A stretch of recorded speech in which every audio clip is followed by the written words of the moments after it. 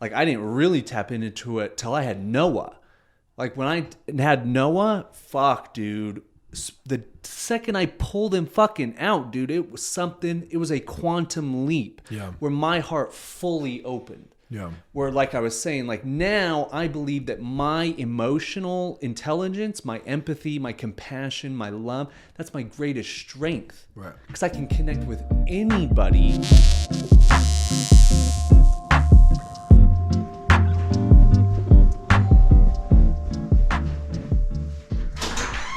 What's up, Planner? What's up, dude? Did you get that text I sent you earlier about those polos are coming? Oh, yeah. Tracking?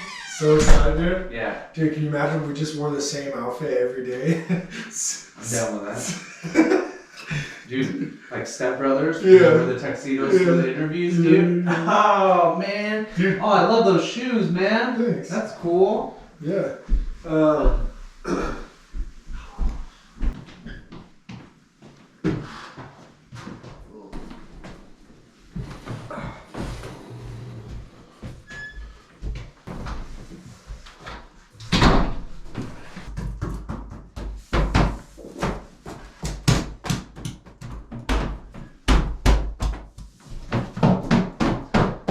Nice. Ready, baby. Black farmers gonna fly. What song is that? Blackbird singing in the dead of night. That's called Blackbird by the Beatles. Yeah. Fucking great track, bro. One of the best. Dude, the Beatles are sick. Yeah, you see the documentary? The No, one that Disney did I did not. end of last year? Fucking great. It's about their last concert together and the recording of their final album. Well, we got a little alky over here, huh? Party time. Not our first party podcast. Looking good, bud. Thanks. This is the longest I've gone without a haircut in forever. Really? Yeah. That's so weird that you just say that. In forever? Yeah. Because today was my first haircut in 2 years. Dude, it does look really good. Really? Thanks, man. It feels great. And, Yeah. dude, And the meeting was so incredible. The way he trimmed your beard, like slimmed down your face.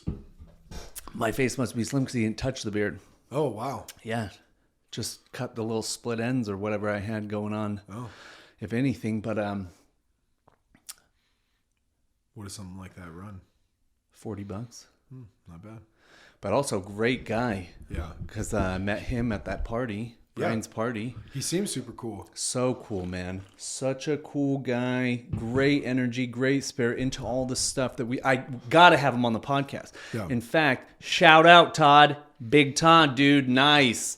Yeah, so auspicious too, like I said, is that we were kicking it for a while, getting to know each other. It was just us in the salon, getting to know each other. Like, dude, I talked about so much, went so deep. Yeah. Which is something, I don't usually do. Totally. It's like, dude, just spraying him with a fucking fire hose. Right. Dude. But he got it. He loved it, Yeah. It was almost like connecting with like our conversation, like our first meet. For sure, man. Yeah. Just like that, very auspicious. And then halfway through, my landlord shows up. Oh, that's an awesome person to have show up, because I know that you said that they love you because you've paid them an XRP. So Yeah, love them for sure. Super grateful for that relationship. Just very auspicious day. And even what we were talking about is just how this is a simulation, dude. Yeah. And it's evolving, it's changing. And when you get into that flow, like meeting up with like-minded people, like doing this podcast with you, because that's another thing, dude. It's been about a year. We've been doing this for about a year. Oh, yeah. Yeah. Oh, wow. That calls for a celebration. Yeah, exactly. Yeah, dinner so tomorrow I'm night. actually super grateful that he couldn't make it now that he got sick, but just, yeah, man. Celebrating our 1 year anniversary. Yeah. It's been wild, huh? Yeah. Super easy. Yeah. Actually, I was thinking about it.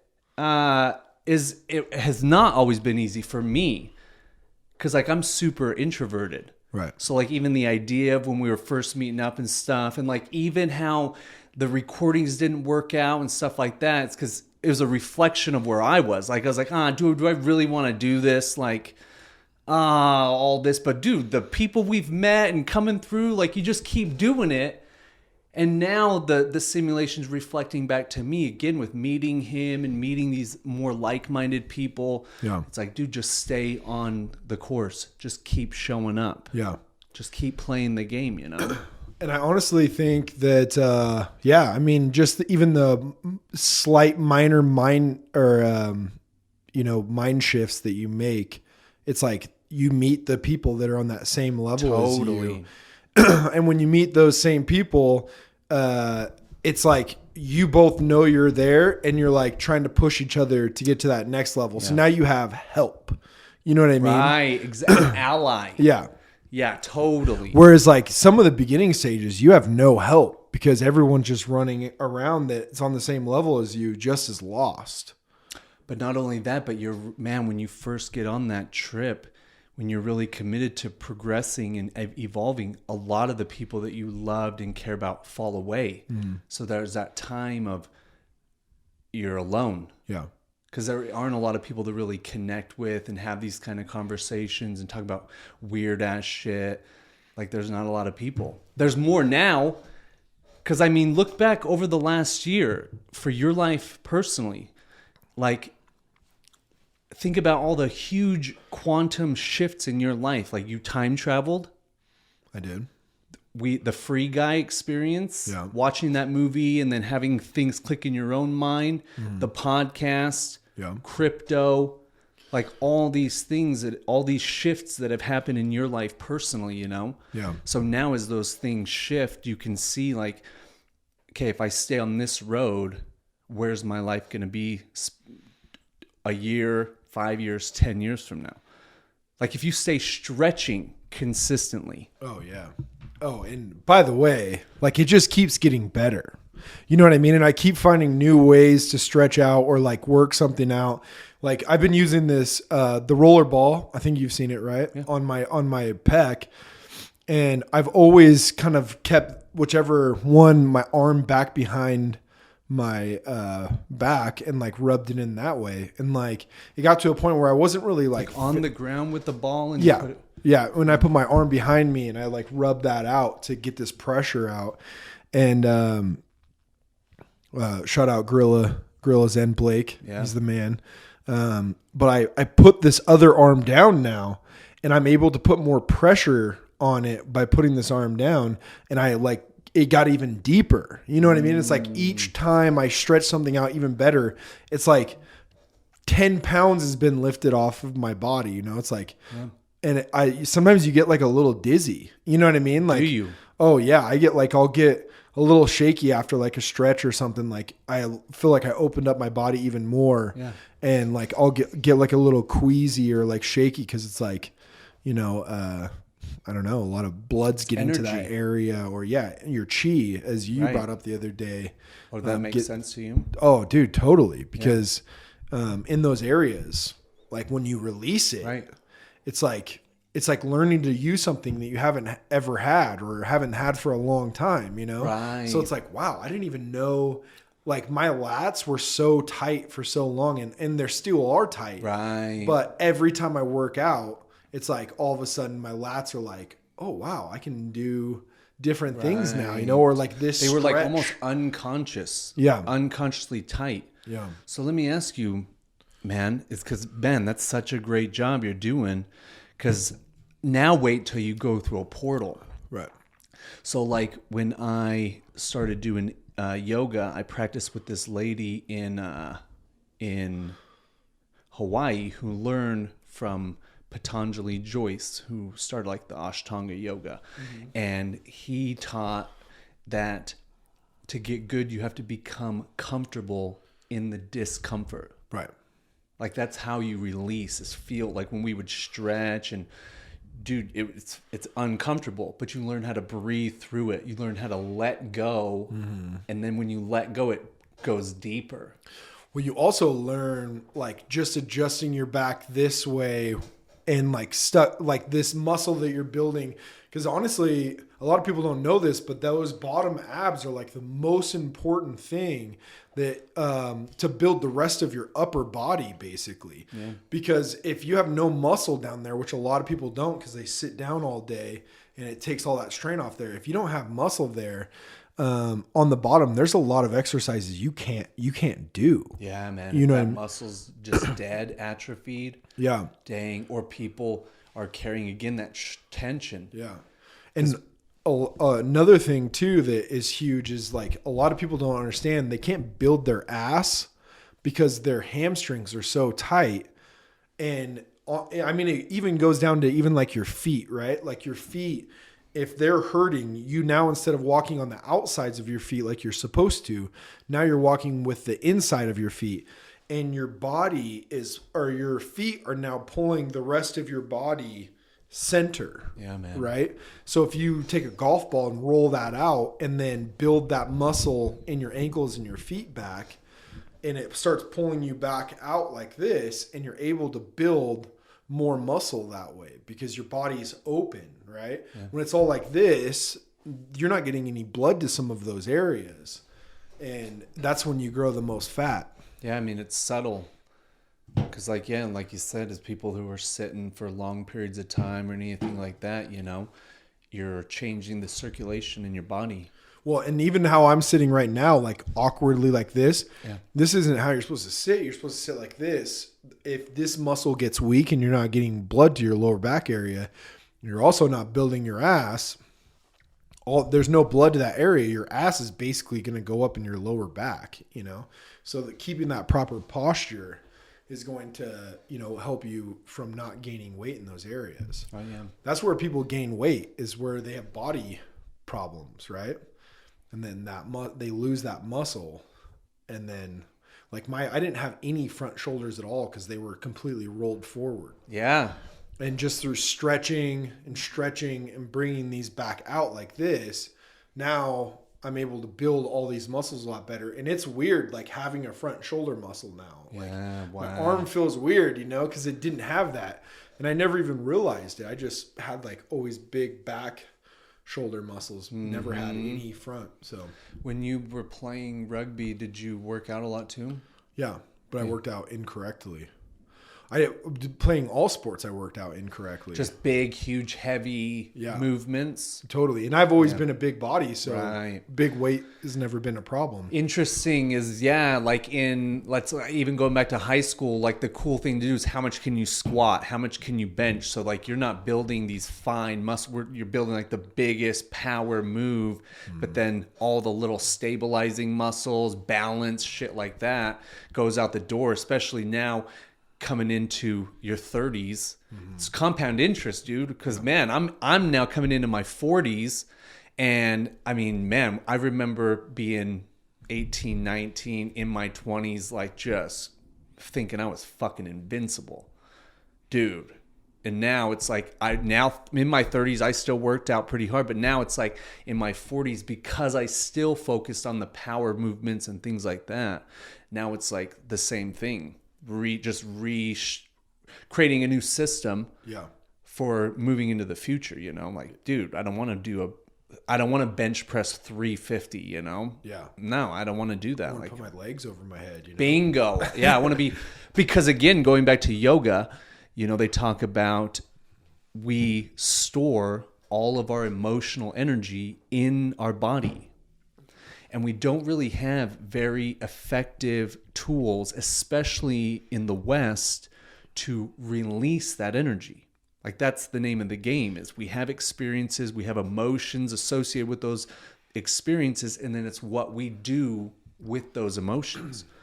You can heal them and let them go and learn the lessons and move on, or you can hold on to them and you can just keep them stored in your mind and your body until the day you die, you know? Yeah.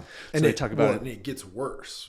Of course it gets worse. It's compound interest. Yeah, dude, it's compound interest. So yeah, of course it gets worse. Whenever I see guys with like hunchbacks that are older and they're like, you know, like this. Yeah, it's like, man. Those are all injuries that they had that they never fixed. And then it just pulled, their body pulled them in tighter, and it just keeps getting worse and worse. And no one ever they never corrected it. Wow. I think about those guys too. Especially like older, like old boy farmers and stuff. I've been thinking about like wanting to interview like groups of people and like just trying to get to like the underlying programs that's going on. Cause like, I bet there's a theme to those guys, how their life pulls them in. Cause it's like shielding the heart. Because a lot of those guys, you got to be really tough. You got to be very stoic. So even, you know, our dads, it was much more prevalent, the idea men don't cry. Right. Men don't feel their emotions. Yeah, I remember my dad saying, Kratzmen don't cry. Oh, no way. So that's programmed into your computer. Totally. And to be honest with you, I can remember 2 times crying in my adult like 2 times ever in my being an adult. Wow, dude. Yeah, my adult life. Wow, I love a cry. Yeah. See. But to like get to the point, like if I think about like Noah and focus on him and how much I love him, my grandma, like, oh, dude, I could easily. Yeah. See, nothing. But and I can't wait to see what happens. Is like that's the name of the game. That's where the superpowers come in. Yeah. Because like me, I've always been an emotional person. Right. And my karma was to learn, because I saw it as a weakness for a long time. Yeah. Because I've never in my life seen my dad cry. Not even once have I seen him cry. Yeah. And dude, even when his dad died, I didn't see him cry. My mom maybe, but I didn't see him.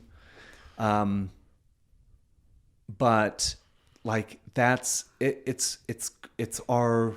That's how you take it to the next level, you know? Yeah. Because it's okay. And this is what I was getting at. Is now I've learned that because like in my 20s, like, dude, I was in a gang in high school. Like, dude, I got in a lot of trouble. Dude, I got almost tried as an adult for shoplifting. Like, dude, like I was getting in a lot of trouble because because I felt these emotions, I went to the other side, which was just like fucking total masculine, just fucking. Yeah.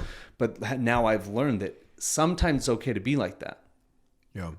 But I still haven't figured out why, you know, I was such a pain in the ass when I was in high school. I know that I went through a lot of stuff, but it's like weird thinking like just a year ago seems like a lifetime, right?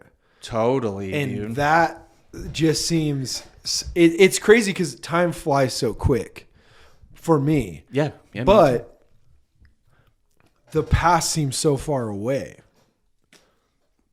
You know what I mean? And I think about this a lot.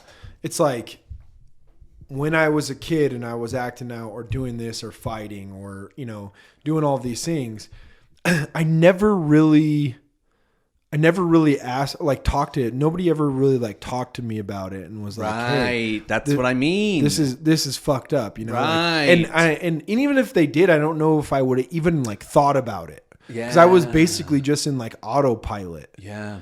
And just running off pure test, just fucking boom, boom, boom. Totally, you know? dude. Like every fight, yep. You know, and dude, I told you I had that breakthrough the other day when I was meditating. Cause I always felt like I had to stick up for the underdog. Cause maybe I felt like I was the underdog with my dad, you know what I mean? All the time. I was never good enough. And so when I see somebody else basically being told they're not good enough, like I feel like I've got to beat that other person up. Oh, because you're physically, your physical stature means to protect them when really the little Ken inside just needs to be, hey, your dad is only running on his autopilot. Right. Like he might not ever put the fucking sunglasses on, bro. Yeah. But you have. So you can say any of the shit he dumped on you, it's not true. Right. It's just a story. Yeah. And to now say, oh, I'm taking ownership of the program, of the ship, And I'm saying we're fucking, not only are we good enough, we're the fucking best. Yeah. Great person, beautiful person. That's why I think, again, because our stories are very similar in that sense. And I've told you this before. Like, I know your heart. I know you're a very empathic, empathetic person.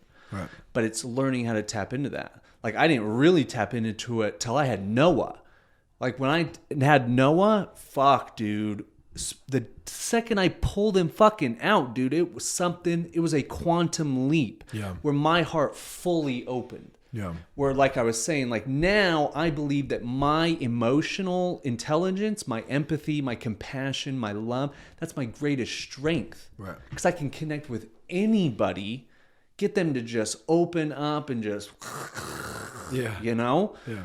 And just like, be like, oh, that's great, you know, get it all out. And then when the session's over, even if it's fucking just a hang, it's like, all right, see you later, alligator. Dude, and honestly, I've gotten to a place in my life now where like easy talk or, you know, just like chatter or whatever means nothing to me. Like I would love to have a real deep conversation with everybody I talk to. Totally. Yeah. You know what I mean? Like, just like surface conversation to me means nothing. And honestly, I hate it now that I've gotten to this point, because it's just like, why settle for anything less than, you know, a great conversation? Right. You know?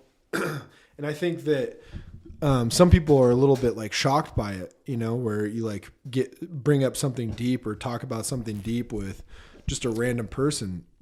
And That's why I always ask everybody if they eat mushrooms. yeah, Except for like, I wouldn't go into a sales call, you know, you eat mushrooms, but like at that party, I'd probably ask everybody, because that tells me instantly, what are you into? yeah, Because that's like pretty. And then because I'm the same, man, I would prefer a deep conversation. But I think that, man, this is what I actually really admire about you. And I'm always taking mental notes, is how good you are at like opening. You know, like you went around to everybody and introduced yourself at that block party and stuff. Like, if I get someone in my frame, like, oh, dude, I could easily. right. But it's approaching people or introduce. That was when you said that, I was like, oh, it's that easy. You're going up and introducing yourself. Yeah. You're not trying to get anything. You're just saying, hey, what's up? This who I am. Do we start a conversation, or however long it goes or short? You're like, all right, see you later, alligator. Remember my name. Next one, you know? Yeah. Well, and then like, dude, I had like 7 people add me on Instagram after that like were working at those booths or whatever. And, you know, like they've messaged me about crypto. I get messages here or there. I sent them the video. Dude, I've sent so many people the video. I think maybe when I send it or something, because just the feedback I've gotten is that people think that like I've joined a MLM or something like that. Yeah. Like, oh, you just sent me an MLM video. And I'm like, well, it's not an MLM. Did they watch all 4? No, just the one video. It's like 40 minutes or whatever. Send them all of them. Yeah. Oh, I didn't know you were just sending them the one. Yeah, that's it. Send them all 4. Do you have all 4? I don't think so. Oh, what? Yeah, dude, that's top priority, man. Oh yeah, man. That's the system. Oh man, even you got to watch all 4 then. Yeah, dude, I send them literally watch in order. Yeah. It's psychological. I did it on purpose. Oh yeah, dang, dude, you're about to fucking crush it.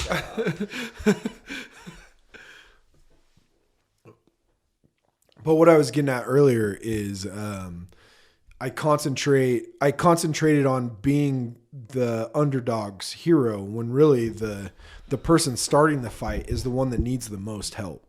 Oh my gosh, of course, dude. In fact, with all due respects, I love you so much, man. But I have a saying is, because I believe in nonviolence. Right. And I believe that violence is an ignorant person's way of dealing with their problems. Like, if you have to come down to brute force, like, yeah, you have some shit going on inside. Yeah. Because, like, dude, like, we're all here to have a good time at the end of the day. Like, even like, dude, the shootings and stuff like that, like, man, like, we talked about this at lunch. Like, it blows my mind that anybody would blame an inanimate object. Yeah. It's the person behind it has some fucked up problems. Yeah.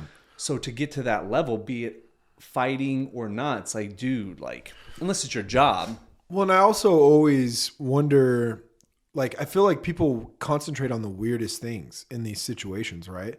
Like, we need gun reform. That's all anyone's talking about.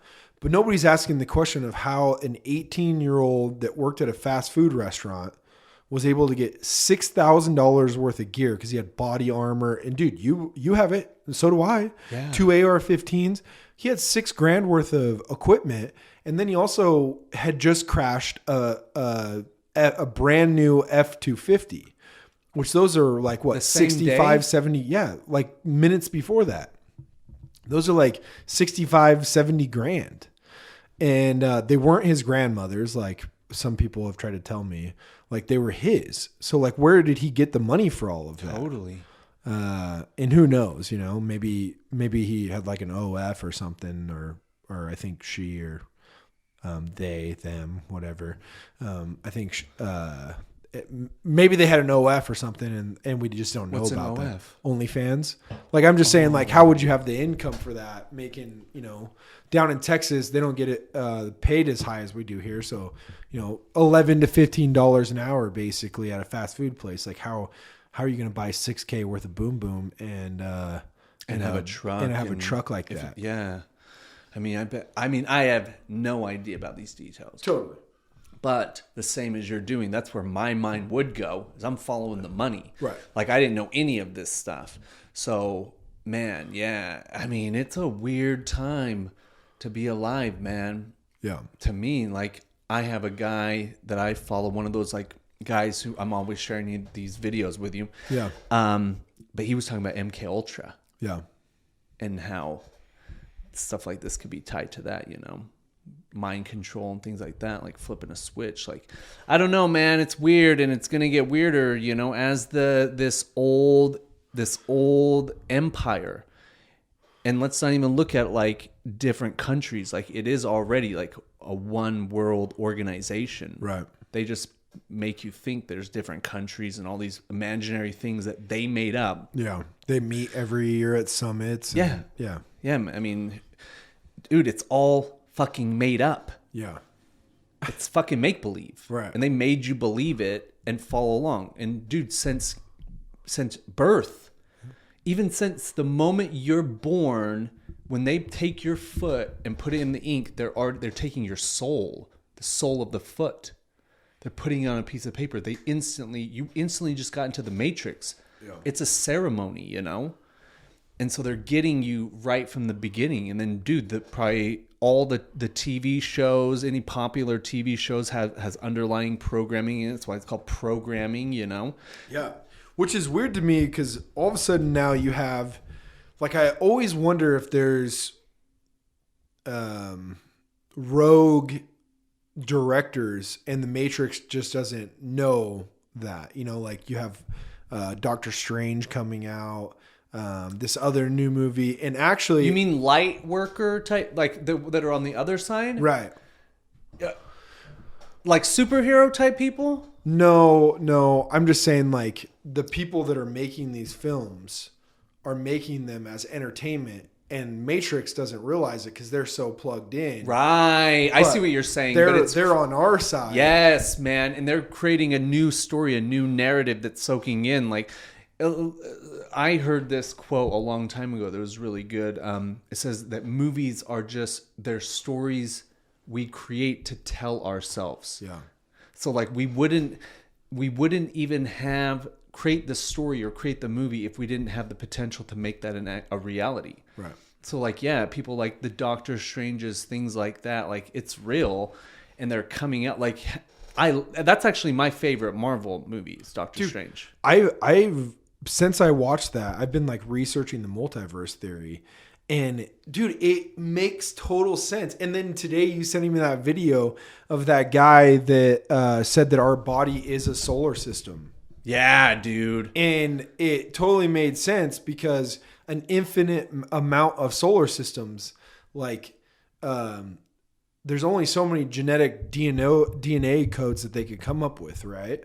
Yeah. So there's millions of you out there doing the same thing you're doing or living in different Yeah, totally, man. places, right? Dude, I'm experiencing it when I go through the fucking warp zone, bro. Well, and I'm feeling it. this is what they also said is there's a connection between those other people of you, right? Yeah. And every dream that you have is just you experiencing that person's life and like, because you're connected to them. Yeah. And I've thought about all the wild ass dreams I've had. And, I'm just like, damn, dude, that's insane to think about. It's pretty cool though, right? Oh yeah, man. I mean, it's very exciting to read about. And it's crazy to think Marvel Comics came out with the multiverse in like 76, I think. And Really? Yeah. Yeah, because they had all these different comic books that were coming out that like didn't really link up, so they had to describe a reason why that was happening. And it was in the 70s that they came up with the multiverse. But now scientists are starting to like, it's a new theory and scientists are starting to think that it's real. So it's crazy, dude. Yeah, man. I'd like to look more into that because I think even within the last 100 years, probably since like the 1950s, maybe even before that, like this information was already getting out. But because we didn't have the internet, we didn't have these things, like it wasn't in mass adoption yet. Right. Whereas now it is in mass adoption, like these ideas. Like, dude, I'm telling you, I can't wait for you to go through the portal, man. Yeah. Like, I was just talking to Todd about this. Like, when you research the multiverse, and just to clarify about the portal, he's talking about a ketamine clinic here in town. yeah, man, ketamine, Yeah. dude, the good stuff. Yeah. All right. But there's different levels of knowing. So like you can watch a movie, which is a really great tool that we have to explain this stuff, versus 100 years ago when you could maybe find in a book on happen chance. But anyways, there's a difference between kind of understanding something conceptually versus experiencing something. Once you experience it, it's a paradigm shift. It's a quantum leap in your understanding. Like I was saying to Todd today was when I went to Peru and hung out with these shamans and made the ayahuasca, the second night I experienced infinity, the feeling of being infinite, the feeling of being God. Like I was everything, experiencing everything. I was the entire universe. Like it wasn't conceptually, like I experienced it. So like no matter what anybody in this reality could ever tell me about what they believe, I know what I experienced. I don't have blind faith or hope and wish and pray. Like I had an experience where I know I felt that. And so what I was telling him was that what I got, that experience was part of like the hero's journey. Like I'm telling you, going and doing that was the scariest thing I've ever done. Like you have to die, and like it's not, you're puking, shitting your pants while you're just tripping, and you have to finally get to a point of surrender. For me at least, that's the name of the game, is just surrender and let go. You, as Joseph Campbell, I believe, would say, is the cave we fear to enter holds the treasure we desire, you know? You have to kill the dragon to get the princess. And so, like, how I saw it today, and now reiterating it again, is I went through that. I fought death.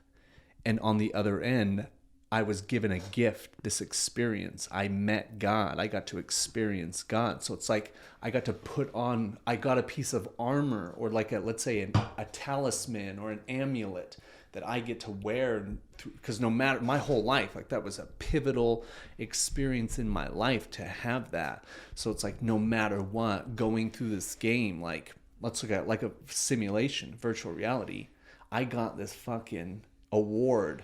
Like this motherfucker went through, fought a dragon and came back, you know? Yeah. But now anybody can do it. It's becoming so, and I would suggest that everybody at least once in their life go do it, you know? Yeah. I mean, I did a ceremony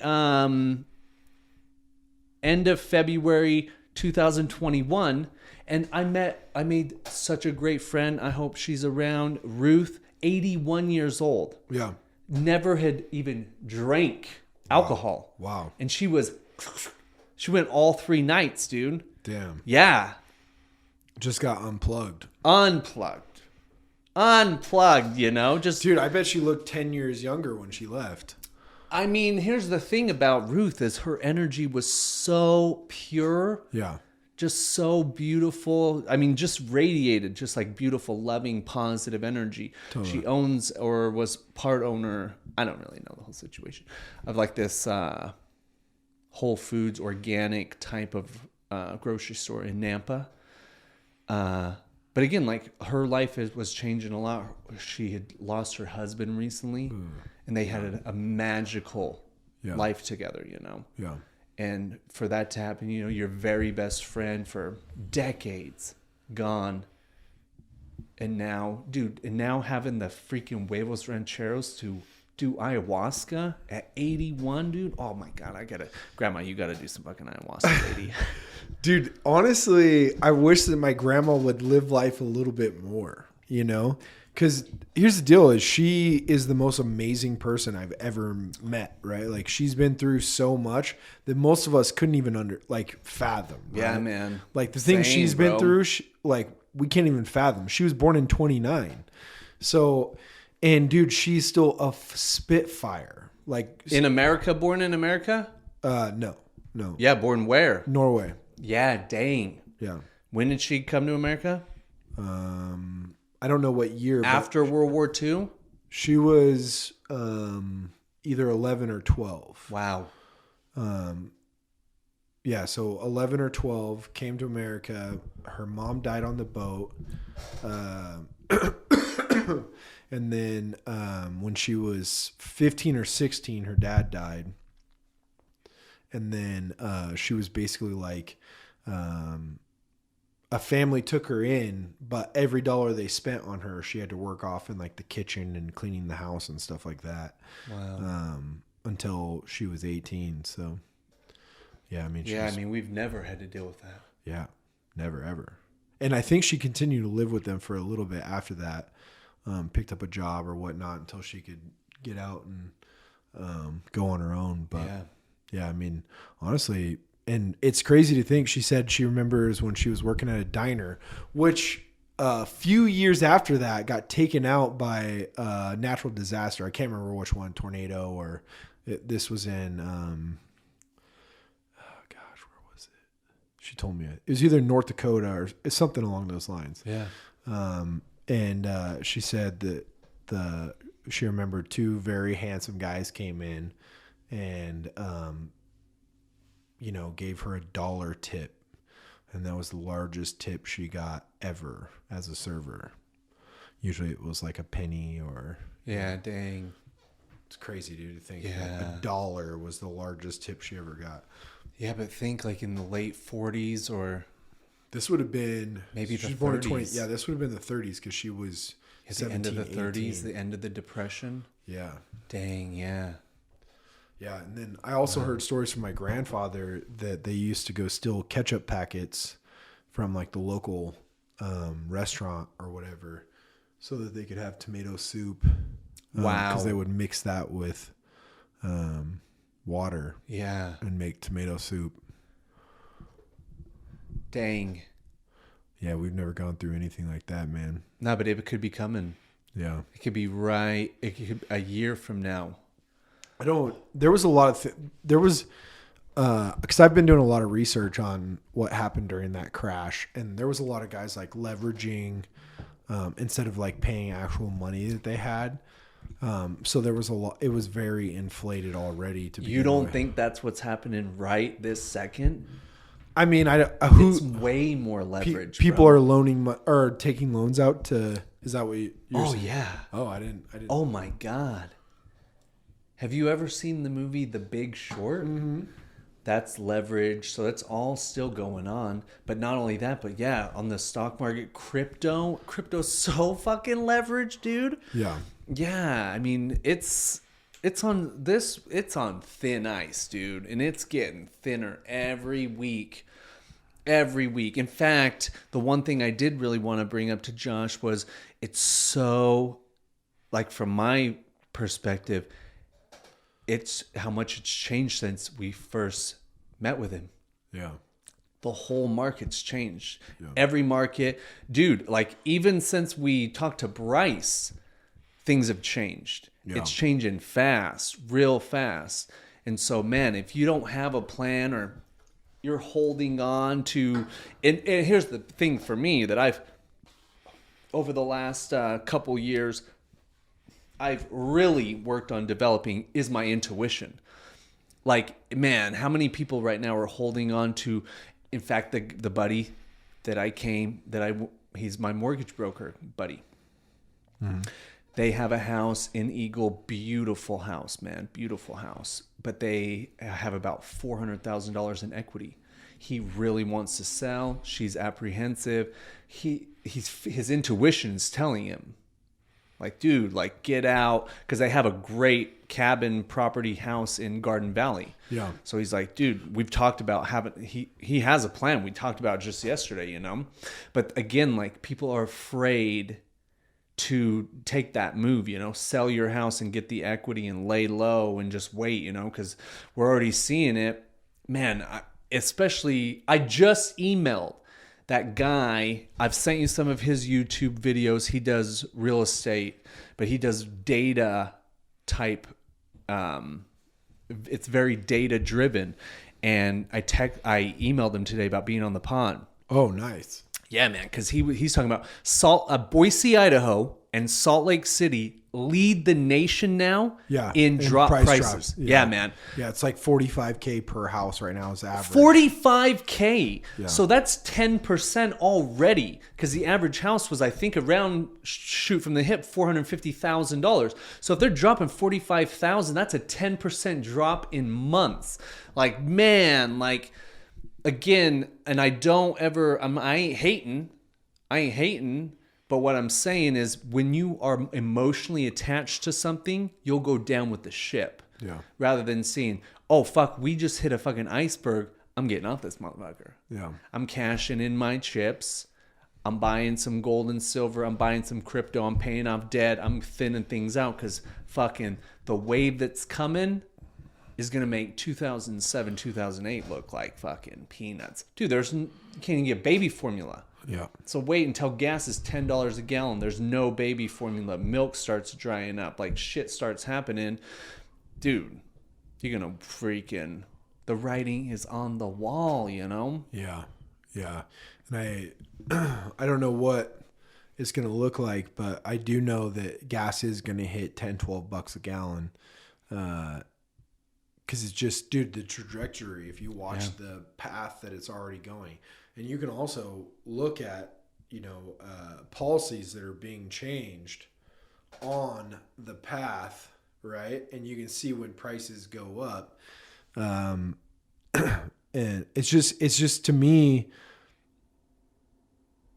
I don't know, man. I don't know how bad it's going to be. I'm hoping that it's not as bad as we think it's going to be. But, you know, I'm ready. You know, I've got enough food. I'll be okay. Yeah. I mean, I at least have beans and rice and, you know, water. Quinoa, bro. Quinoa. Get that quinoa. Get like 25 pounds. Or it's so easy to just do the calculation. 1 cup a day times 365 times 2, you know? Yeah. But quinoa is better than rice. Yeah. But I mean, that's, yeah, man. I mean, I think that if it gets as bad as we think it might get, like, for that period of darkness that I call it, where the lights go off for a minute and you got to deal with the boogeyman, is the lights will come back on. Yeah. And when they do, the ones holding the crypto will be king. Right. Because it's like pulling back a bow and arrow. As soon as it gets launched, we're going to launch. But the dark night of the soul is that letting go. Yeah. We have to learn to let go of the past. In the Bible, it says you don't know what the second coming or whatever is going to be like, and we've talked about this in the past. That and actually, you know what? Because we talked about this right after we watched The Matrix, and I've actually thought about it a lot. Like and sometimes I write about it too, but I've come to think that The Matrix and us, right? I used to think that technology was going to enslave us at some point. Yeah. And I think that's what The Matrix thought as well. This newest movie is us working with technology. Right. Because technology is what actually is going to set us free. Right. And the way you can see that is if you truly understand blockchain for what it is. Right, man. It's going to set us free. Yeah. And I actually just watched this morning. It was funny that it popped up, but on my YouTube was the Vice sovereign people that claim to be sovereign nation. And there's like a lady up in Canada that is claiming to be the new queen of Canada, and she has like 100,000 followers. Yeah. Like there's people popping up everywhere, and it's funny because they're Whoa. kind of, if she can fucking do it, why can't I? totally. And it's funny because they're saying that people that believe in that, they're kind of like making fun of us, right? Like now. Yeah, exactly.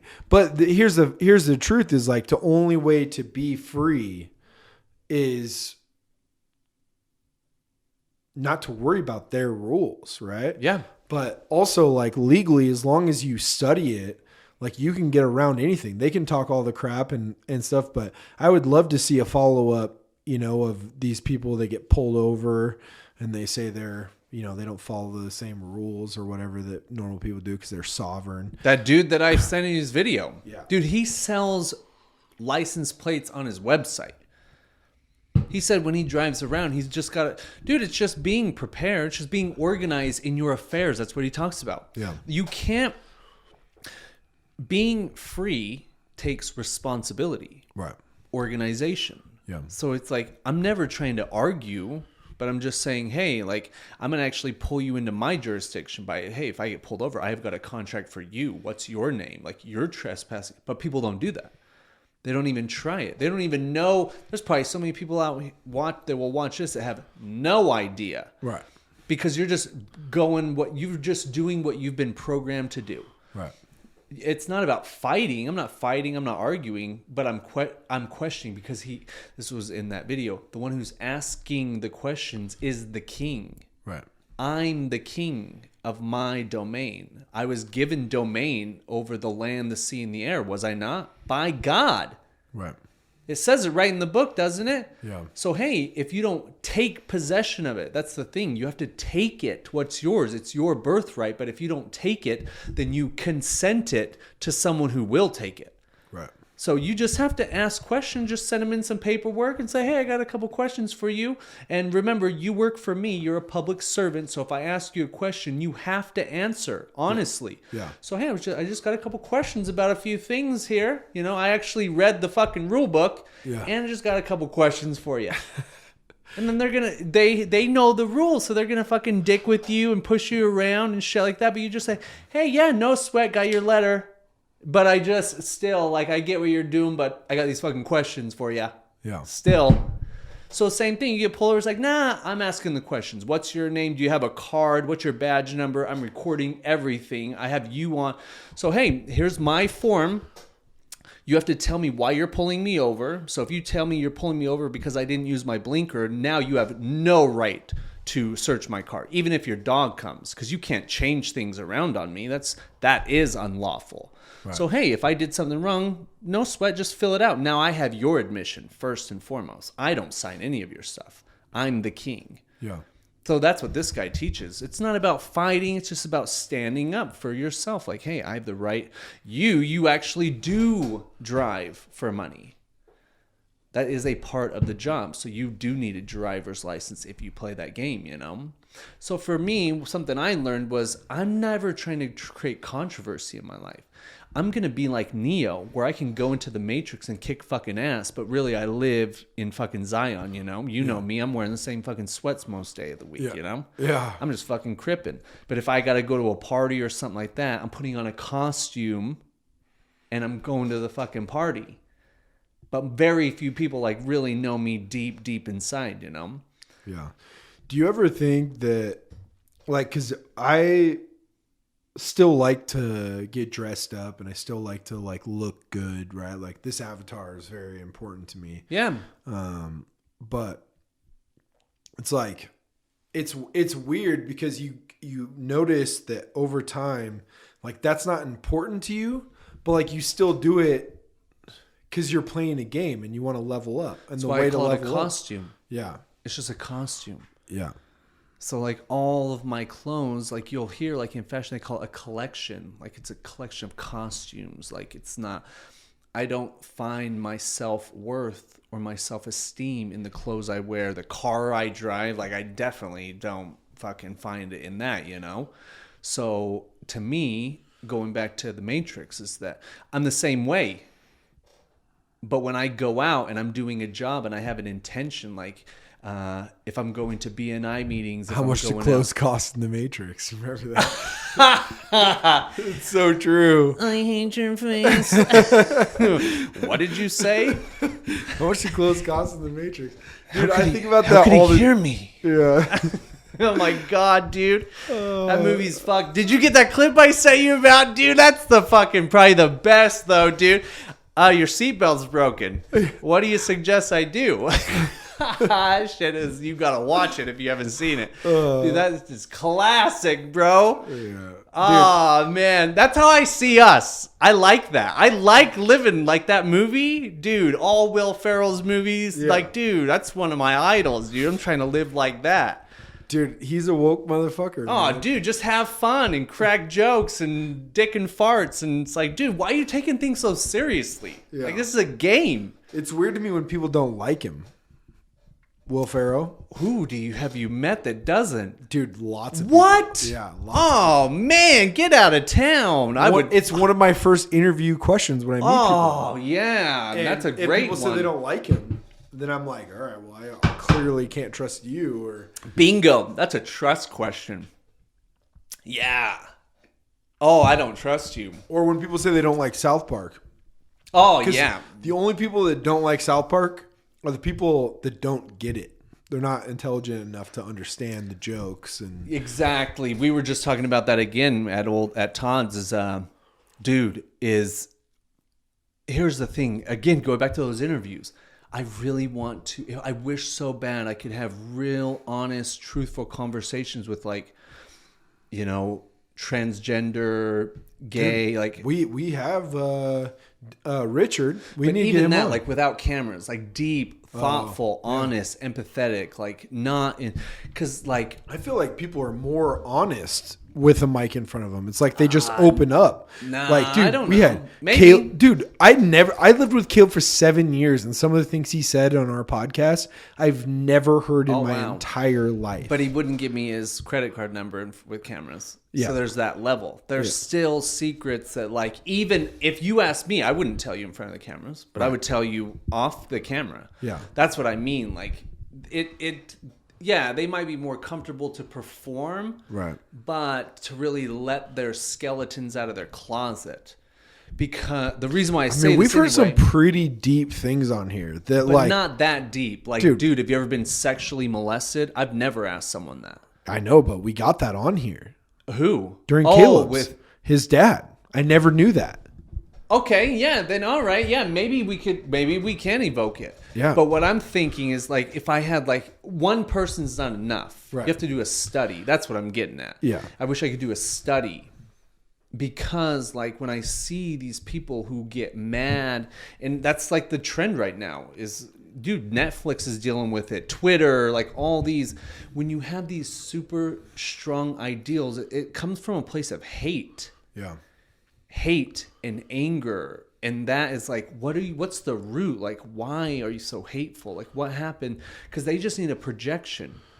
They're just projecting it. Like Dave Chappelle's like one of my most easy top 3 comedians. Right. I love his comedy because it's so good because it's so smart. What I was saying today is I think he's so empathetic.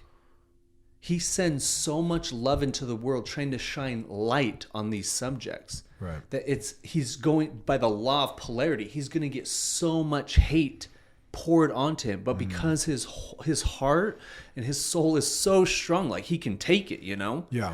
Because that's his karma. That's actually his dharma. Yeah. He's doing that, you know? But then I look at the people projecting the energy. Yeah. And then I think like you have to have so much hate. Like that's a fucking scary emotion to run up on stage with a knife. Like you have to, or to say any of the things on Twitter, like the hate. And dude, this is bringing me back to that story I felt when I was meditating. I keep circling back to this, but it was a huge breakthrough in my life. But when I was meditating, it was like I all of a sudden downloaded some answer that I was looking for. And it was that the people that I feel like are attacking another person, and I'm trying to stick up to that person, is the one that needs the help. But then like I got this strong feeling of like just going around and like making that my job, you know, like just going around and helping people that are like, dude, whether it's like wear camera on my head or like have a camera crew with me, you know, which obviously I don't think that anymore. I was just high on my like meditation at the time. Yeah. And then just working through it with those people and like, hey, why do you feel so strongly about the way that you do? And why are you attacking this person? Right. And it was also telling me like, Ken, we made you this big. Like, look how big you are. You're 6'6", you're 250 pounds. Like, you don't lose fights. You take hits. Like, you know what I mean? Like, you have we made you this way to take a beating. Like, it takes a stronger person to take a beating if you can heal that person. Yeah. And it was like, dude, it was like I just got all of a sudden like a download, and it like told me that that's why I was here, is to like, hey, you can take a beating. You did it. Rugby, football, fights, you know, like you can take a beating, but these people need to heal more than like you need to feel safe. You know what I mean? Or you need to save these other people. Okay. Because you said you needed to feel safe. What does that mean? You didn't feel safe growing up? I don't think I did, you know? But also take that another level deeper. Yeah. Because like, dude, like I got to download my last ketamine portal. Right. Like I really want to start clinics. Yeah. So like that's another, because you're right. Like the person that's projecting, they're the ones that need the help. Right. And man, I've never found and it's becoming more popular. Like, and if we could like build a brand and like get big influencers behind it, because dude, it's all about mental health. Right. I'm telling you, there's nothing. I've done mushrooms, freaking San Pedro, I've done everything, everything there is. Always not with the intention to get fucked up, but always for healing with intention, as a sacrament even.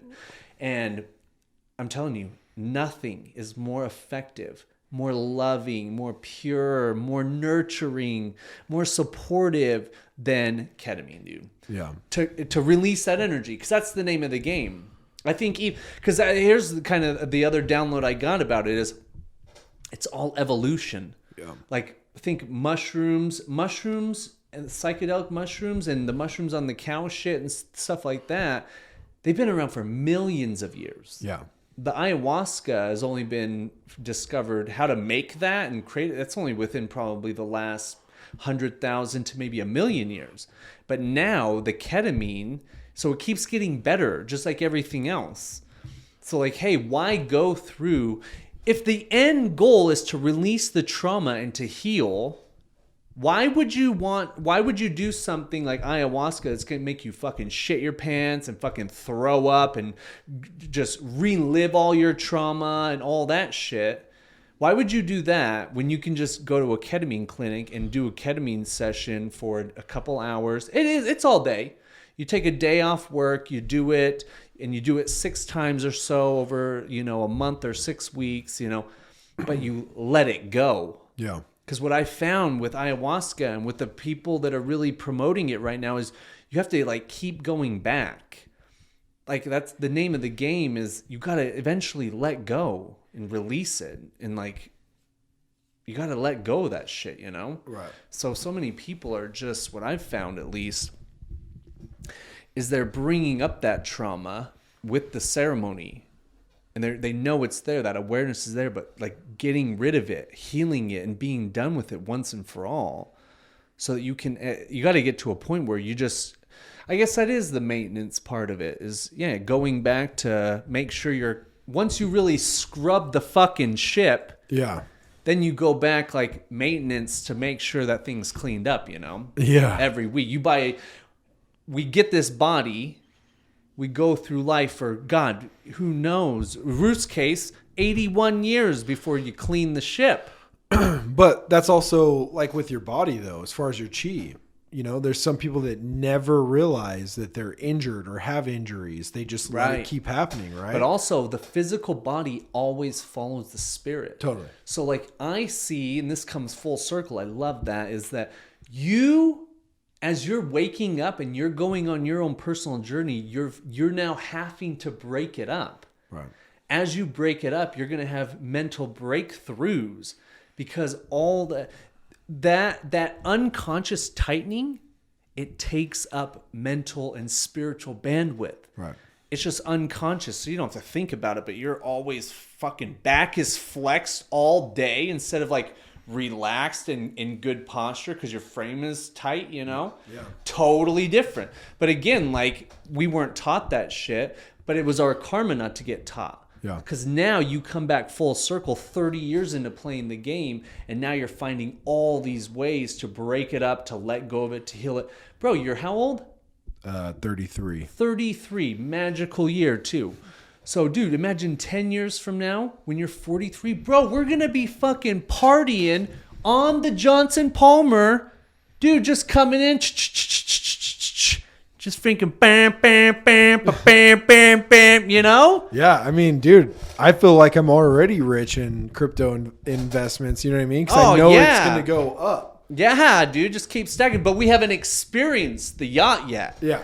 But it's already happened in the future. Well, I just got to fly on a PJ. Exactly, bro. Oh, yeah. And how'd that feel? Just picked up my first custom tux. Oh, yeah. Fucking James Bond, motherfucker. Yeah. How did you feel? I never want to fly normal again, dude. I mean, I am going to because I have trips coming up. Yeah. I have planned. But I'm saying that, like, I didn't, dude, no ID check. No baggage check, no scanners, nothing. Literally got onto the private jet. Dude, alcohol in coolers, like on the sides, glasses, nice glasses.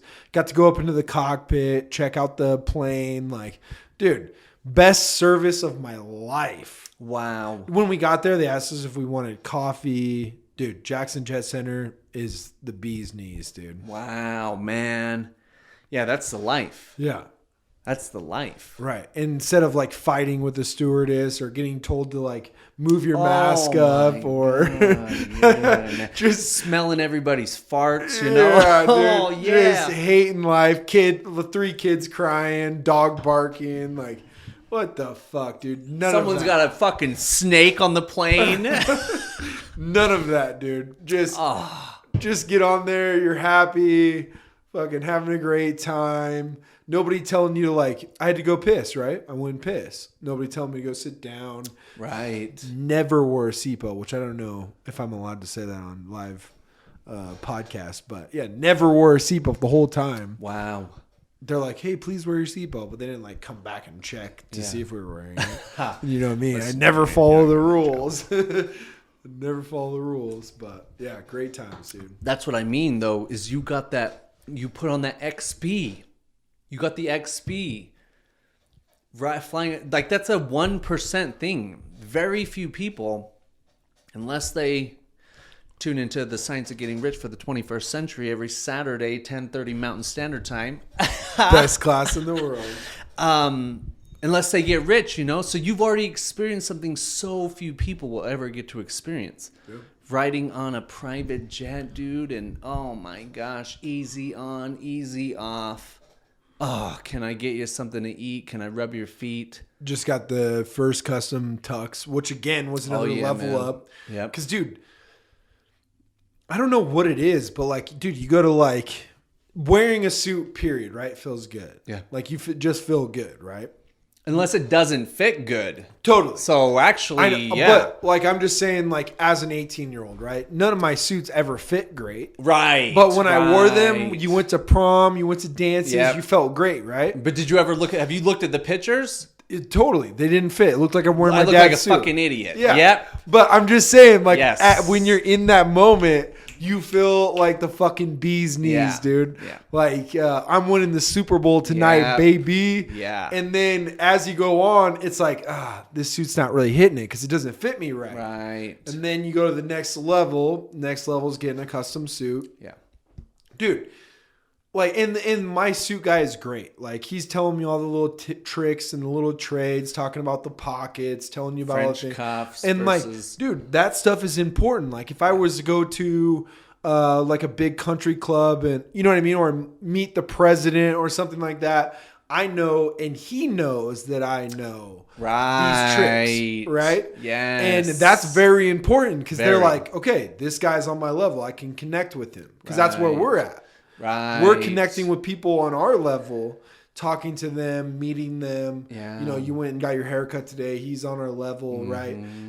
So you can connect with them. But if you meet somebody not on our level, there is no connection, right? You're just like, oh, hey, how's it going? Nice to meet you. And then you're over it. And that person's like, when you're not on somebody's level and you meet somebody a level or 2 or 3 or even 10 above you, you know that person's on a different level, right? Dude, I experience it myself. If you meet somebody on a different level, then you're 100%. You're like, damn, dude, that guy's on another level. Little tricks of the trade. Yeah, but as you level up, or dude, you can skip levels. You know what I mean? As long as you're studying every day, meditating every day, writing every day, reading every day, learning every day, like you can jump levels. Oh yeah, man. Or you can go right to the so-called finish line. Totally. That's what we'll be talking about tomorrow is man, and that just again, that conversation I had with Todd today was when you are it. Yeah. Like even when you're so comfortable and secure with who you are, you love yourself and you accept yourself at a very deep level. Yeah. Bro, I would go to any event. Nah, I take that back. I wanted to say it, but I wouldn't have meant it. Wearing my fucking sweatsuit to a fucking nice dinner. I'm not going to do that. Yeah. But I'm comfortable enough that, again, it goes back to a costume. And yeah, those little tricks it's speaking language using symbols, you know? I also think, though, dressing for an event, like fighting, if somebody has it set that they want to have an event, right? And I used to do this. Don't get me wrong. I didn't do Halloween for like 6 fucking years, right? And in my head, I thought like, oh, I'm different than everybody else. Right. But really, it's impolite. And being impolite, I actually think that, and this is just an odd remember now that I'm talking about it, I don't think I've had this blast from the past. They talk about manners in that movie, and it's not actually to make people feel like you're above them, but it's teaching or showing them that you respect them more, more than they know. I respect you, so I'm giving you manners. Totally. Dang, bro, that's deep. And so if somebody has a black tie event or has a party, right? And you dress outside of that party's deal, you don't respect that person. Right. For selfish reasons is the only reason why you didn't, like, because I want to be different than everybody else. Right. No. Being different from everybody else, you can do that verbally or mentally. Right. But if you go to a party that this person has put a lot of thought into that party and they decided that they wanted to have this type of party, you should go up and follow the rules. Yeah. It's only the polite thing to do. And honestly, your whole life changes when you realize that violence is not cool, right? We talked about that earlier, and I just learned that. That's a new thing for me, because I always thought in my head that God put me on this earth to teach these people a lesson. And I still feel that same way, but now I feel that I need to go about it a different way. Yeah, being big just makes you stand out. Yeah. But your method, rather than punching them in the face, can be different. Yeah. That's 100% right. different. Yeah, man. It's the same thing about manners. If you're polite to everybody, they'll never, like, if you're mean to somebody, right? Doesn't matter who they are. It could be your worst enemy in the world, right? Or your waiter, the janitor. Anybody. Yeah. That's going to reflect on everybody else because they're going to feel that energy. But if you're completely polite to everyone, even your worst enemy on the planet, everyone's going to feel those good vibes and they're going to want to talk to you. And only then can you be a good salesperson, because you can be an okay salesperson and do average or even above average. Right. But to get to that next point of being a salesperson, you have to be polite to everyone. Right, man. You have to love everyone. Yes. But we're talking about the highest fucking level. We're talking multi-billion-dollar deals. Like, that's why, like, in Japanese culture and probably most of Asian culture, giving gifts, things like that, like courting someone that you're trying to sell, like, we're talking a multi-billion-dollar deal. Yeah. But it's like, man, and this is how I really try to be as a salesperson, as an entrepreneur, stuff like that, is what you're how can I just, dude, because I want to be best friends with everybody. Like, dude, like, I want everybody to be rich and be happy. Yeah. That's it, you know? So I'm just trying to give that everywhere I go. But when you radiate that, like you say, and dude, what you were saying on the phone today, oh my God, like that, no one sells like that. The fact that you're willing to say, hey, rather than me sub out a painter, here's just the painter. Right. Like, dude, that no one does that. Right. It's like, oh, dude, because like you said, they see it as, oh, that's $2,000. You see it as like, oh, dude, I'll make $100,000 just by having the friend, because like you've experienced, some people will get it, some people don't. Totally. But even the people that don't get it, once you talk to them again, then they're not only will they get it, but they're like, oh my God, dude, this guy's the fucking best. Yeah. Just giving. Because I mean, what is it? 6 months in, dude, you already probably got 3 million in sales. You know, you got. So it's like, dude, and is it work? Yeah. Oh, it ain't swinging a hammer. Totally. And here's the other thing too, is that I'm realizing, and this is also a new, realization, right? Is, as you keep learning new levels, like, dude, when I used to drive, road rage, 2016. I haven't really had road rage. Sometimes I'm like, oh, all right, you fucking dick. Like, I'll say whatever, Totally. Just like, oh, fuck. Yeah, I get it. Yeah, I totally sometimes get it comes out. But I'm saying, like, nothing really phases me. It doesn't bug me for an hour. I might say something, but you're not taking that energy into your next fucking meeting or something like that. Totally. Be it your girlfriend or someone else. Whatever. Yeah, man. Nothing really bugs me anymore. But even beyond that, like, thinking poorly in any situation or thinking badly about something, or like even concentrating on something and wondering, like, thinking about, it's like, dude, who fucking cares?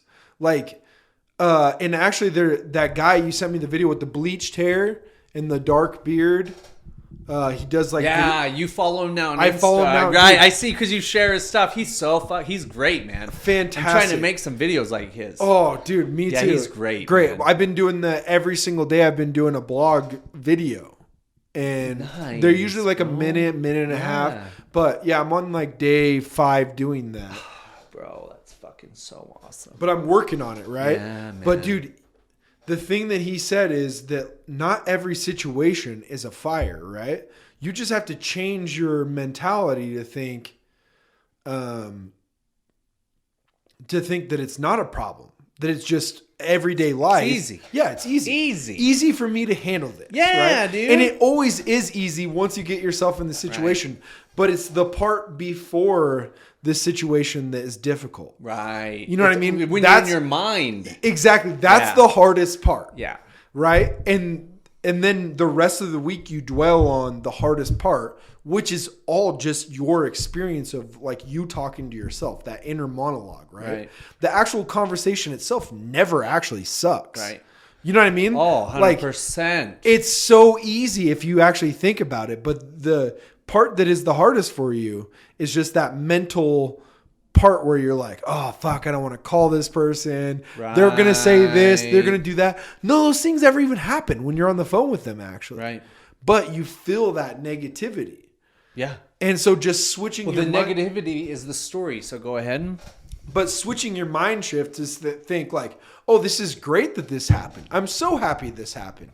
And then calling them that person with that mindset, you have the same conversation, but the after the fact, the hangover from the fucking anxiety and stuff is gone.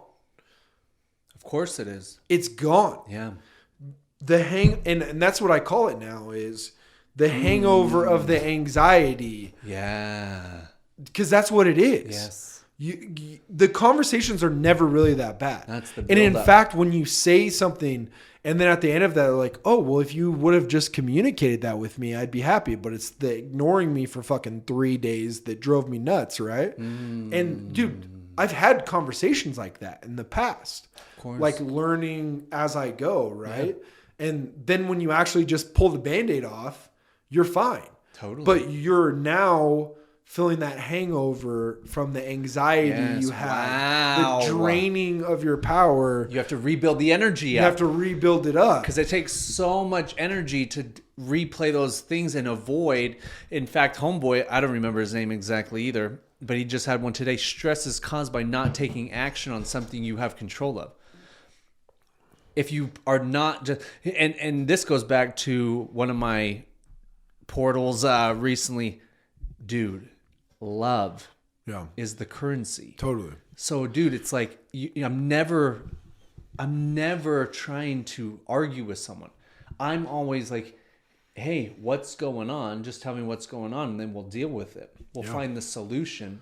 So for me, it's like I'm always coming from a place of love. I love my life. I'm super happy. If you're upset or if I did something wrong or something like that, what's the solution? Yeah. And let's move forward. Well, and that's what I was going to tell you about my 2 cries. Well, I wasn't going to tell you, but one of my cries was when I felt that overpowering of love for this person that is projecting on another person.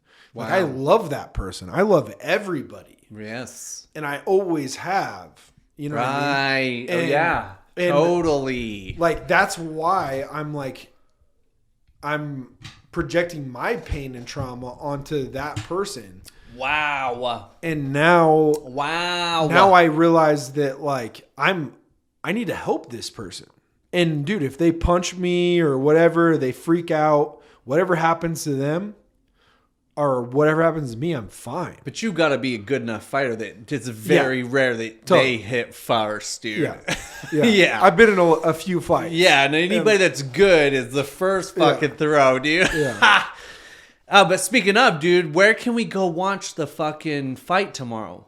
I don't know. We got to find it, man. That's going to be a good one. Yeah. Fucking. Yeah, I'm excited. Me too, man. Yeah. But I didn't want to deter because that thread was better.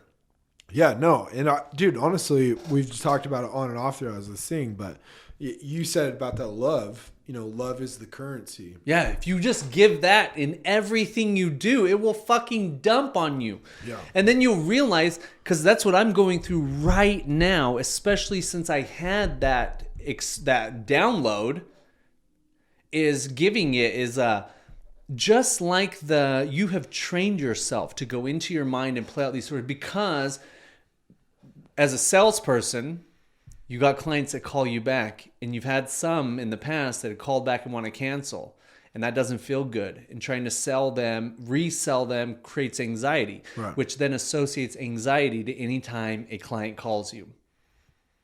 But we're not in like that type of sales anymore, but it created an experience for us to now learn from. Right. So now is if you just come from a place of love, and not to sound like cliche, but love and light, you know, where it's like, hey, just tell me what's going on. Like, dude, you got hundreds of thousands. It's not like, hey, if you cancel, like, no big deal. Like, I got a lot of money coming to me anyway. Like, I don't need the money. Yeah. It's not about the money. I'm really good at what I do. And like you say, like, you, not only are you rebuilding houses, you're rebuilding families. And that's what's most important. Totally. Yeah. That should be if someone ever balks on money, you should say, listen, I don't just rebuild houses. I rebuild families. Yeah. And they would be like, let's get that fucking check out. Yeah. Straight line closing, dude. With the whisper. Yeah, dude. Yeah. Oh, see, I just do that. Yeah. Oh, dude. That's so funny. Only the real ones. Only the real ones would get that. Yeah, right listen. there, reason for the call is I do that on every. Dude, only the real ones would get that, for dude. Sure, only the fucking pros would get that, dude. Yeah. Dude, anytime and always. Is Jasmine there? Hey there, Jasmine. Gary Gilgan giving you a call. Oh, dude, it's just too easy, dude. Too easy. But it's like, dude, when you're Doctor Strange, I'm a doctor. I'm just trying to help you in anything I do. Yeah. But I understand I'm that percent that I've already done all the research. If I go in anywhere to buy something, I'm already sold. I already sold myself. Dude, just be my friend. Help me get the right one. And then I'm out of here. I don't want you to talk to me about it because I already know it all. I already researched it all. So it's like, I don't want you to do that. Let me help you out here. Dude, just go get the color I want. Let's get the fuck out of here. Yeah, listen, man, you're dealing with the Jedi here. Yeah.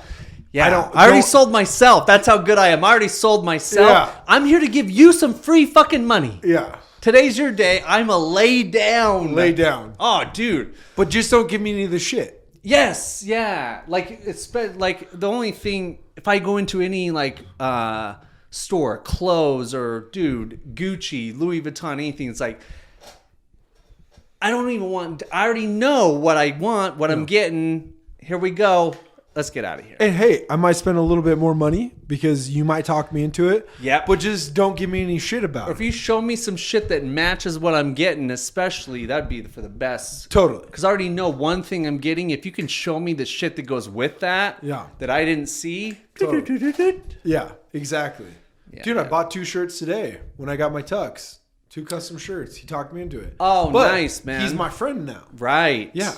And so he's not giving me the shit. He's like, dude, first visit, there was, maybe 10 minutes where it was uncomfortable. Getting to know each other? Yeah. And I was just like, hey, man, I'm on the same level as you. You don't have to give me any of the fucking spill. I'm here to buy a tux. Right. This is what my price range is. Let's hit it. I'm not going to fucking try to negotiate with you. Like, just give me a good deal and don't fuck me. And I'll keep coming back. Be the easiest person. Yeah. Right. And he was just like, oh, okay. And then today I went in there. Super cool. Another guy came in. He's like, let me finish up with Ken. And then he's like, hey, you said you wanted some custom shirts. I got these 2. I know you'll really like them. And I was like, I fucking love them. And he's like, sick. Yeah, because he knows you now. Yeah. Oh, nice. I'm going to go actually and get a custom suit now that you said that. Dude, it's the best feeling in the world. Mm-hmm. It honestly... After you leave, I don't know. Like today, it was like all of a sudden wearing a suit made sense. Do you know who Guy Ritchie is? Yeah. Did you see when he was on Joe Rogan? Yeah. And he talked about suits? Yeah. It's like putting on armor? Mm-hmm. Yeah, because I know, dude, it feels the best. The best. I got a bunch of custom suits up in my closet, dude. Yeah. I mean, I'd have to have them customized again. Right.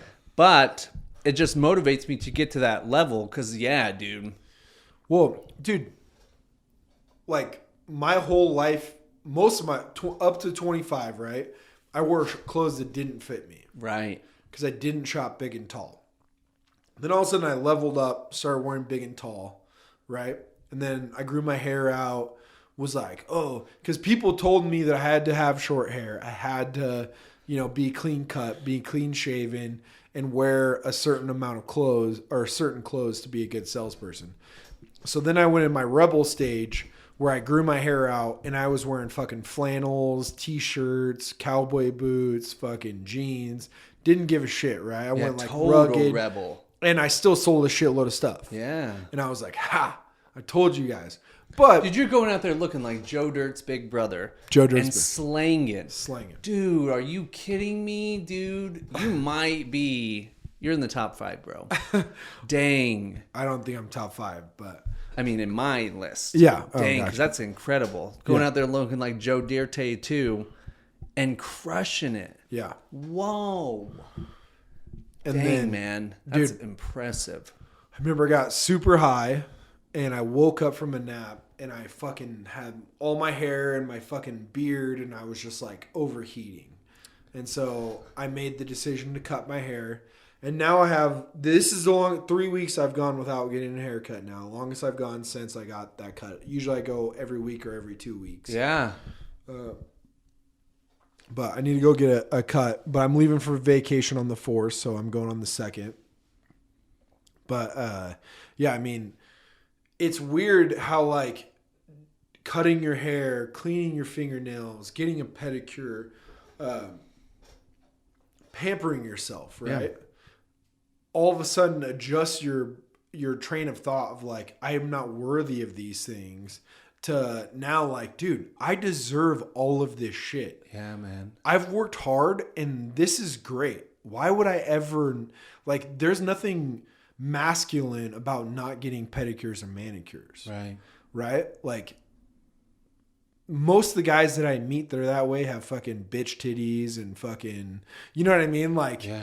The Oakleys and like, dude, turn corners all weird and shit, you know? It's like, dude, calm the fuck down, man. Your estrogen's showing, you know? You got a little bit too much of it. Dude. Right? Yeah. But like, once you hit a certain point and you start getting manicures, pedicures, getting haircuts all the time, getting treated the way you deserve to be treated. Because that's really all it is, right? Yeah. Like, dude, Caitlin's dad, platinum member with Hertz, right? Yeah. Platinum member. Dude, we show up, way different experience. Everyone else is waiting in a line that wraps around the corner in Florida, right? He books the thing for us. They're like, oh, you're a platinum member? You don't have to wait in line. Walk us around the corner. Whole different cars from everybody else, right? Way nicer vehicles. Oh, would you like a bottle of water? Would you like a coffee? It's like, no, I'm okay, you know, blah, blah, blah. Let's take you right out to your car. You go out, you don't have any inspection done pre or when you exit. Just take off. Same thing with like hotels or flights. His dad's like a 1,000,000-mile club member, right, on Delta. Whenever he booked, like, because he just booked our flights to South Carolina, and he booked our flights to another one through Delta when we travel with him. I just Venmo him for the trip or whatever, so we're all together. But dude, we got upgraded to first class. Like, they're like, oh, would you like everything's free when you're up there. You don't have to pay for anything, pretty much. They bring you alcoholic beverages.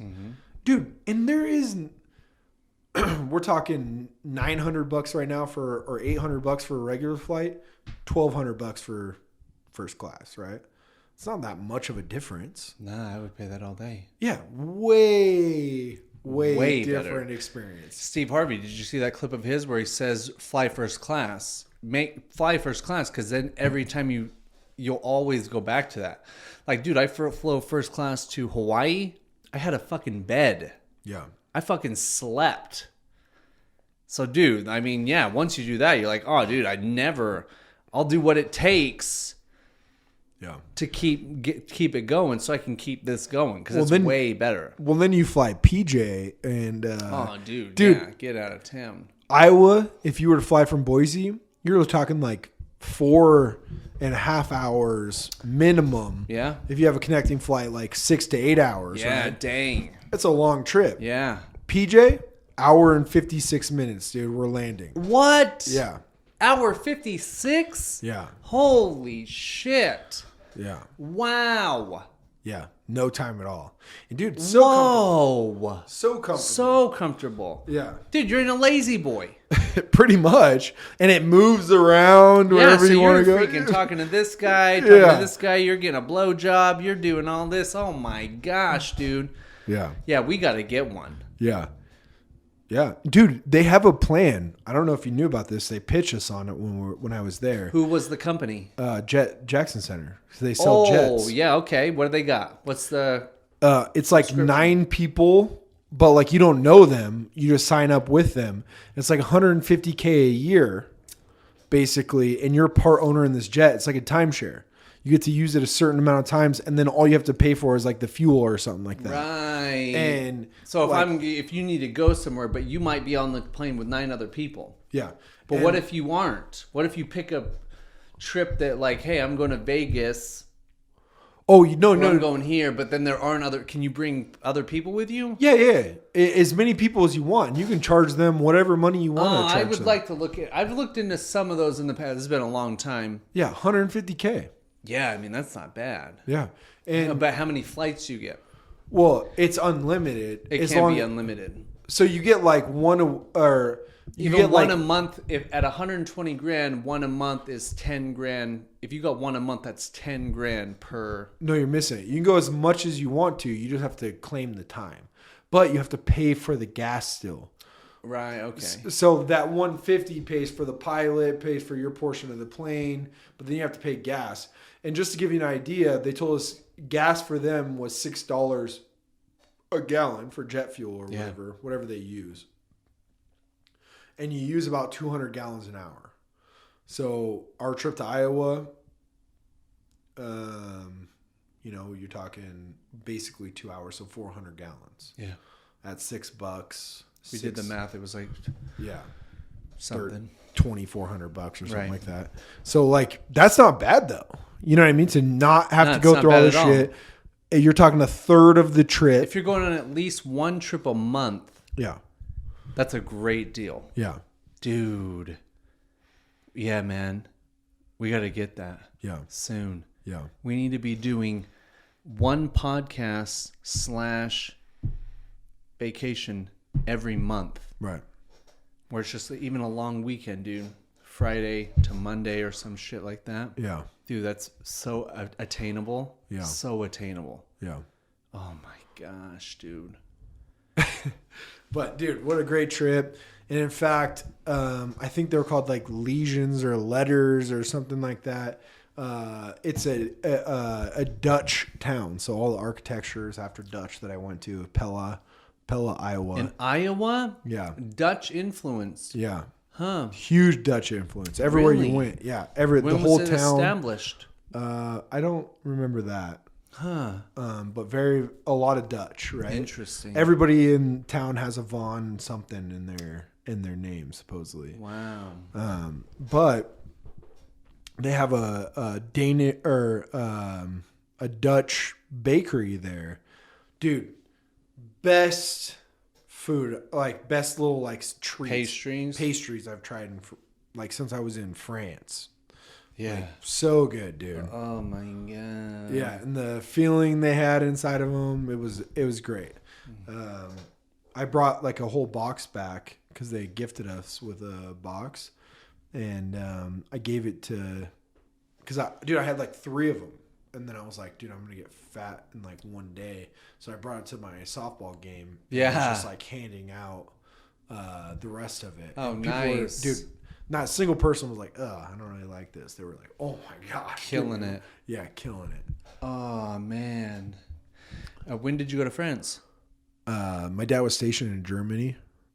And so when I was younger, we traveled to France. But how young? Young enough to party. Not to party, I should say. Yeah, not to party. Dude, 9. And then I went back and visited him in 2000 when the millennium we went to France for that. Yeah. New Year's Eve. Yeah, we were in Paris. Y2K. Yeah, we were in Paris. Wow. Yeah. You spent Y2K in Paris. Wow, that's cool. Yeah. Dang. Oh, that's wild, actually. Yeah. Man, I was laying with Carrie Christensen in my bed Wow. Probably running my hands through that bush.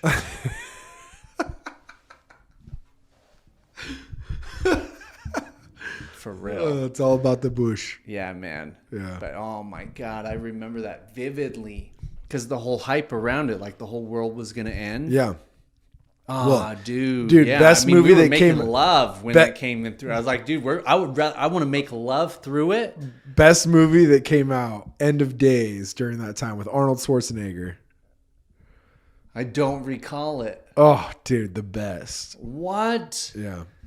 Oh, man. They've even been playing this game since before we could remember. Yeah.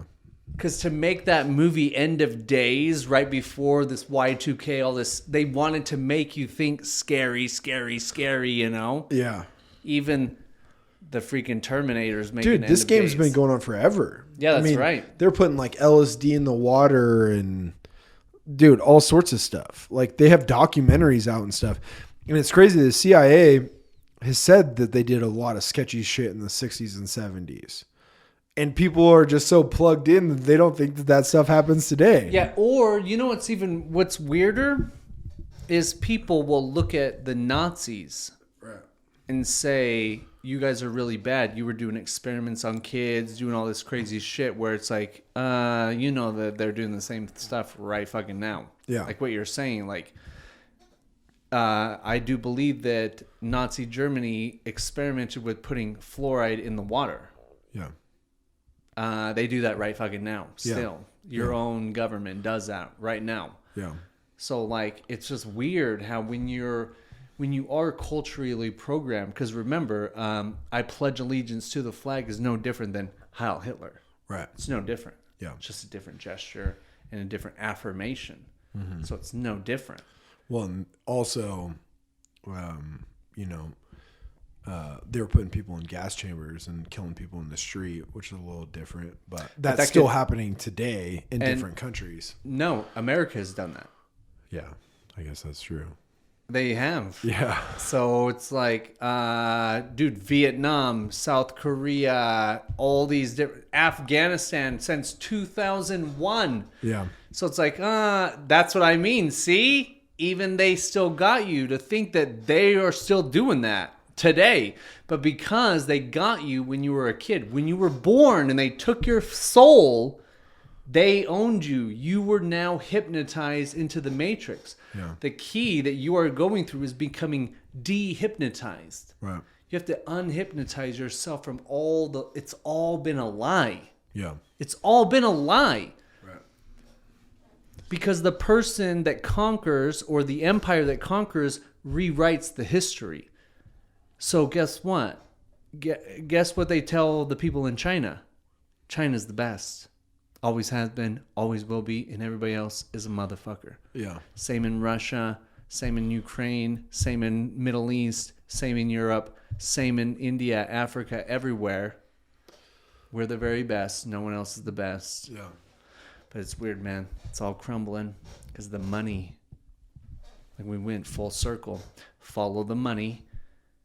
Where'd that kid get $6,000 worth of armament and a truck?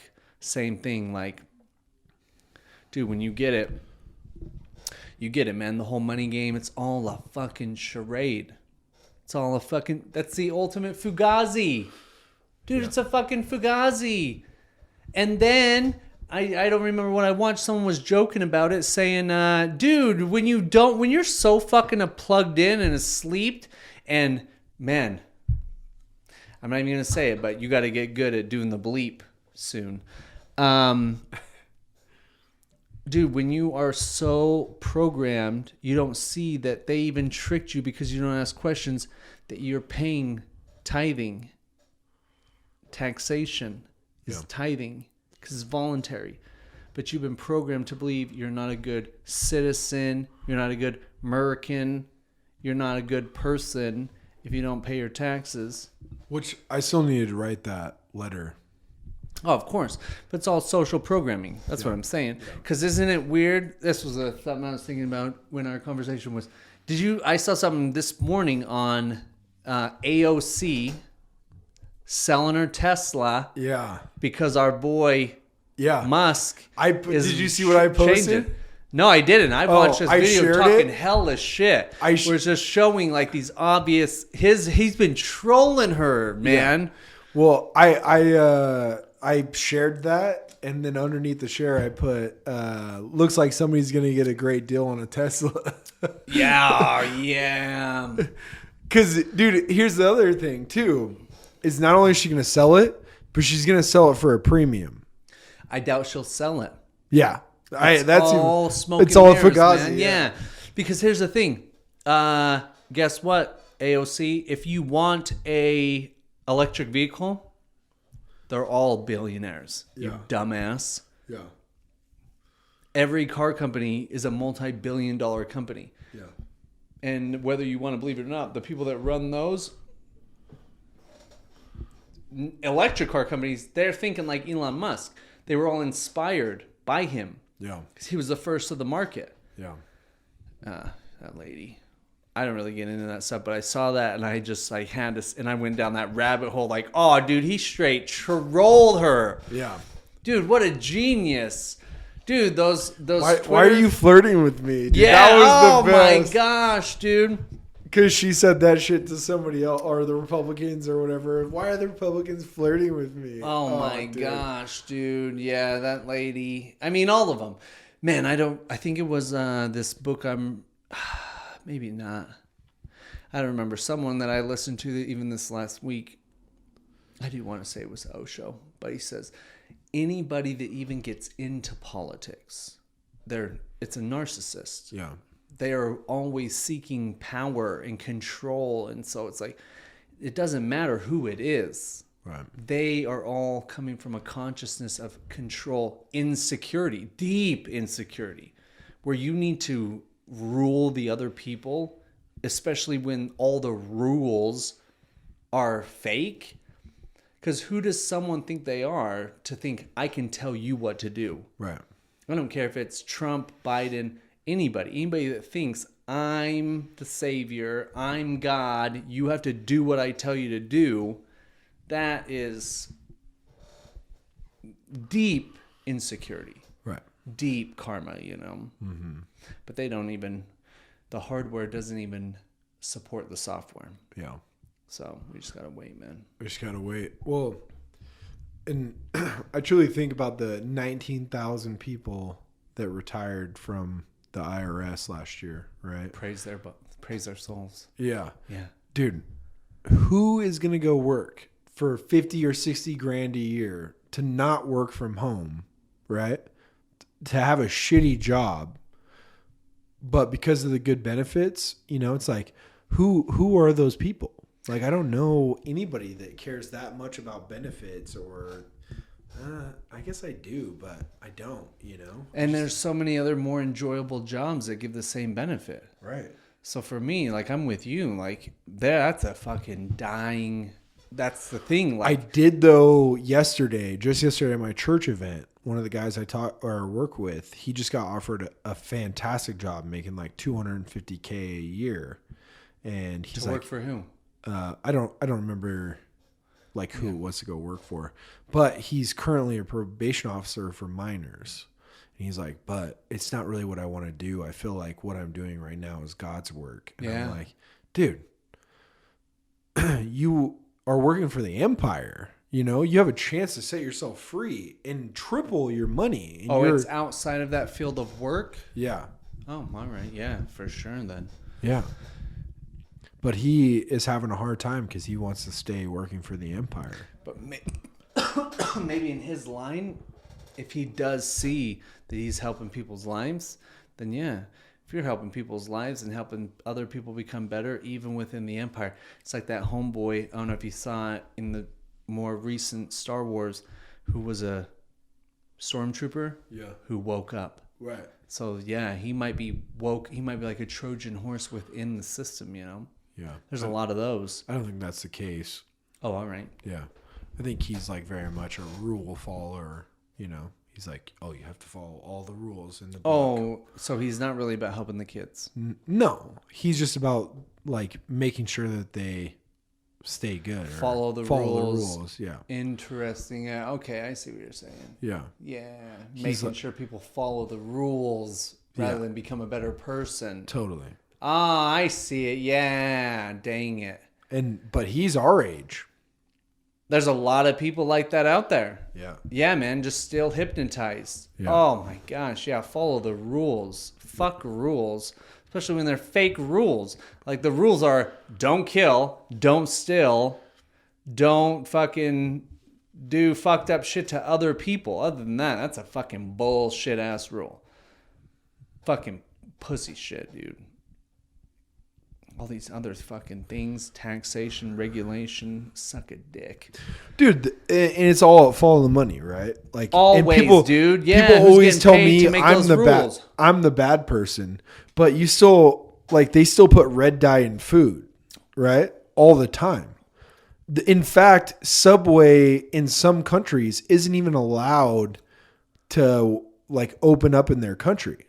Because of the shit that they're using. Because of the shit they're putting in food. Yeah, man. But yeah. we still allow it here. Yeah. You know? And it's like people. What's right and what's wrong? And people think that's healthy food. People think Subway is healthy right, food. Man. Yeah, eat people, great. Dude, I know people that are overweight. They're like, oh, I'm going to Subway, so I should be losing weight. And it's like, are you fucking kidding me? I mean, that Jared guy. But I bet he got on meth. I don't think it was meth. Remember? Yeah. He had a little child problem, too. Yeah. Yeah. Oh, boy. Yeah. Oh, that man. goes deep. That's too deep, man. What Yeah. do we got? Oh, nice, bro. Oh, what are we nice, at? dude. I mean, dude, almost 2 hours. Oh, shit. Yeah. Damn. Yeah, man. How you feel? Great. Nice, bro. All right, let's call it. Yeah.